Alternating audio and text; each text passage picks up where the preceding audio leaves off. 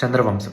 అసలు ఈ చంద్రవంశం ఎక్కడి నుంచి స్టార్ట్ అయింది అండ్ ఫస్ట్ రాజు ఎవరు ఇందులో ఎక్కడి నుంచి స్టార్ట్ అయిందంటే చంద్రుడికి బృహస్పతి వైఫ్ అయిన తారాకి పుట్టిన బిడ్డ బుధుడు ఇలాకి పుట్టిన బిడ్డ పేరు పురురువాసే ఫస్ట్ కింగ్ ఈ చంద్ర డైనాసిటీకి. పురురువాస్ రాజుకున్న అబ్సెషన్ వల్ల మొత్తం స్పాయిల్ అయ్యింది. ఒక రోజు నదిలో స్నానం చేస్తోంది ఊర్వశి అప్సర.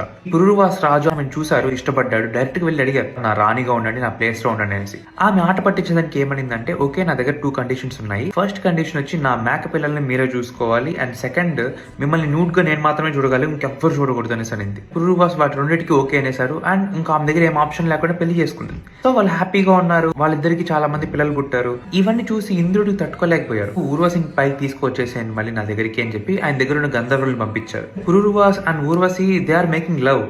అప్పుడు గంధర్వులు వాళ్ళు తెలియకుండా వచ్చి ఆ మేక పిల్లల్ని ఎత్తుకొని పరిగెత్తారు. ఆయన కవర్ చేసుకోకుండా వెంటనే షాక్ లో బయటికి పరిగెత్తాడు. ఇంద్రుడు ఏం చేస్తాడు, ఒక లైటింగ్ స్ట్రైక్ ని పంపిస్తారు. ఆ లైట్ వచ్చడం వల్ల ఆయన రాజ్యంలో ఉన్న అందరూ ఆయన్ని ఆ విధంగా చూసేస్తారు. సో సెకండ్ కండిషన్ కూడా బ్రేక్ అవుతుంది. సో అప్పుడు ఊర్వశి ఏం చేస్తుందంటే, నేను మీకు ఇచ్చిన 2 కండిషన్స్ బ్రేక్ అయిపోయాయి, నేను వెళ్ళిపోతానని చెప్పి వెళ్ళిపోతుంది. వెళ్ళిపోయిన తర్వాత కూడా ఆయనకి ఆ పైన ఉన్న అబ్సెషన్ పోలేక రాజ్యాన్ని వదిలేసి అడవుల్లో ఆమె కోసం వెతుక్కుంటూ, ఇలా ఉంటే రాజ్యాలన్నీ స్పాయిల్ అయిపోతుందని చెప్పేసి ఋషులు ఏం చేశారంటే పురురువాస్ పుట్టిన పిల్లల్లో ఆయుని రాజుగా డిక్లేర్ చేశారు.